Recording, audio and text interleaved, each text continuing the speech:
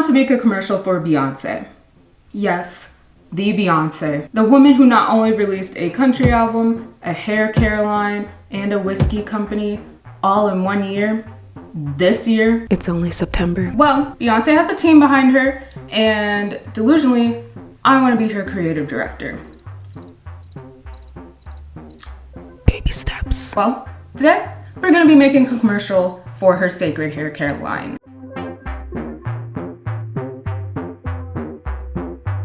Now, say what you will about Beyonce businesses, I like the Cecred branding. I haven't used the products, but I really like the product design. I think the website's really streamlined and aesthetic, and I like all the footage and effort that was put into it. The concept of the brand has ties back to when she worked at her mom's salon when she was younger. As a matter of fact, when Destiny's Child was still Girls' Time, their first performances were there at the salon. So it has a little bit more of a personal tie to her. Now this commercial needs to match that energy. Step 1.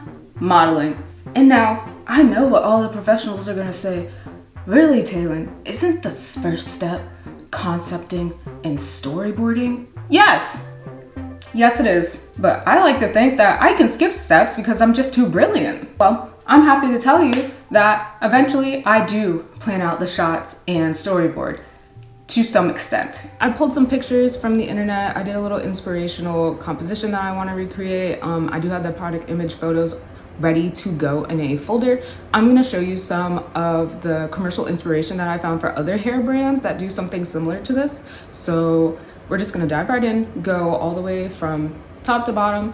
Let's get started. So these are the products that I want to model and animate for this 3D ad. Discover new ad that I want to replicate for the Cecred hairline. I know there's a couple different ingredients that she uses. We'll check out the website too, but I have the ingredients list down already. But you know, I'm seeing a lot of oils, I'm seeing a lot of honey, and I know for a fact that oil is probably going to be a visual that we do make. So it's about 30 seconds. Check it out, Cecred. See? So this is like interesting. Okay. These are the products that I'm interested in making, especially because one of these arrangements is like actually super sick.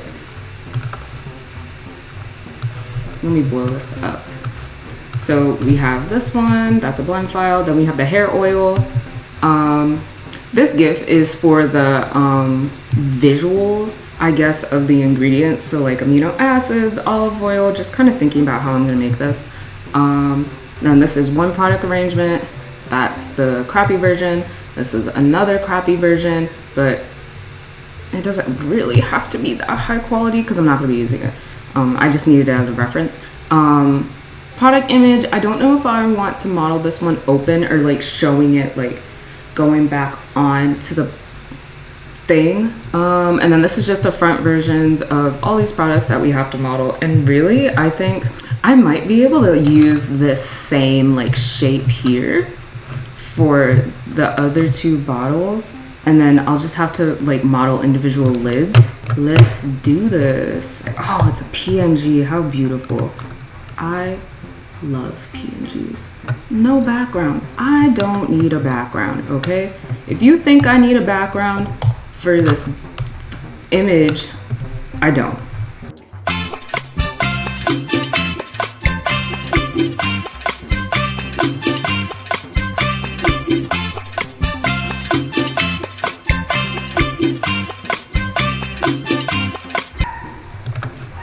I'm going to add subdivision surface just so I can see like,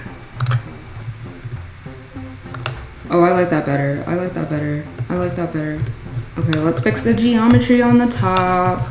If you are still learning Blender and you want to go into like movies or visual effects or something that has like a lot of points, a lot of detail, and is gonna need like, I don't know what I'm trying to say there, but your models need to have very good geometry and topology. What does that mean? You're gonna want 4 sides all the time.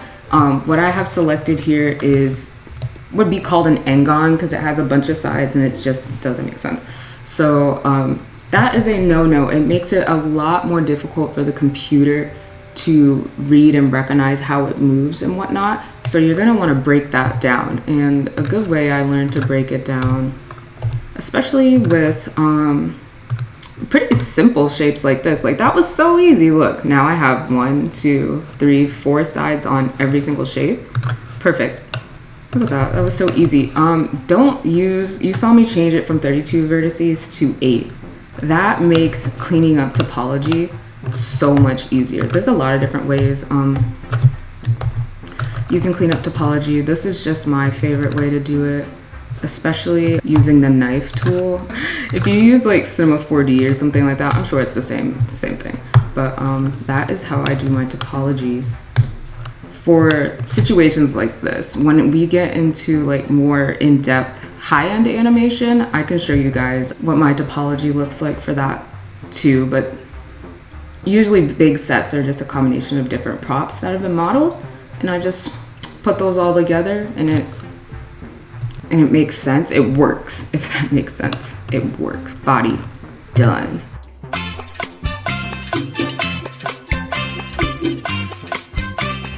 I'm gonna delete all these vertices that intersect with the body of the bottle. Add it right here so there's a little seam, and then I'm actually gonna hide the body. And then also, good topology, no holes. Make sure there are no holes. You can use the 3D printing plugin, I have it right here, to check like all of your geometry, and it'll let you know like, oh, you can just hit make manifold and that will make it like all proper, but it will do whatever it needs to do to make it proper. So sometimes like its solutions won't make sense. The AI is not perfect. I hit check all and it tells you like how many holes you have, how many like loose vertices that you have, how many n-gons there are. So that's a good way to check like really detailed things. For characters, personally, I get really stressed out, but that's whatever. I'm gonna fill in this face, and then I'm gonna turn this off because it's messing me up. This one's 12 vertices, so it's gonna be a little bit of a different way, but I usually do center to center, center to center, and then I go from like side to like across. So like every row, so I'll do like, if there were more, I'd do like this one, then this one, then this one, then this one, then this one. This makes it easier for me to understand. So then we have a 4-side trapezoid, 4, 4, 4, 4, 4, 4, 4, 4, 4, 4. I don't even really need 2. Look, it's so cute.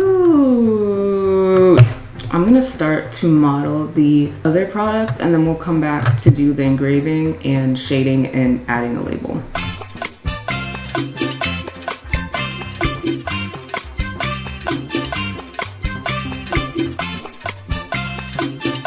Actually, quick break. I forgot to tell you that F fills in the faces and the holes. You have to select all the points of the hole and hit F and it fills it in. Look at that. Whoever designed these is actually super creative. Watch it probably be Solange.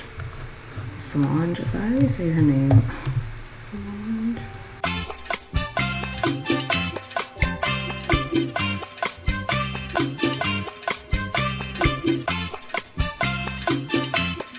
I am fading so fast, but I finished all the products and I went ahead and created this material. I had 2 different materials that I was working with. This one I kind of found on the internet because what I was doing was not like bumping out the way I wanted it to, I guess. That's okay, but it's not the way I want it to, so I don't like that one. This other material is gonna be what I like. I also don't know why it has this weird line in the center. It might have something to do with my UV map because I did not make one. Let's lay it out. Here are the products. They're all sitting here all cute and, oh, I didn't do the engravings. I forgot to do that. I'll be back. Modeling the products was actually pretty straightforward for me until I got to the stucco material and the engraving. For the engraving, I used a Boolean union or Boolean intersect. I can't remember what exact setting I used. Now, I've used these tools before, but that was in Rhino, a software that's used for architectural design, industrial design, and 3D printing. And while Blender can be used for those things, I don't think it's the target audience. Once I played around with the modifier using the lattice feature and trying to see what the software can handle, I had a fairly cleanly modeled shampoo bottle. So it ended up taking me about 2 extra days to finish this. Let's hop back into Blender. Guys, I tell you, sometimes I have no idea what I'm doing. I honestly need to do a Houdini project next, because actually I haven't worked in Houdini in a hot minute. So here's where we are at. I have all the products mocked up. They have their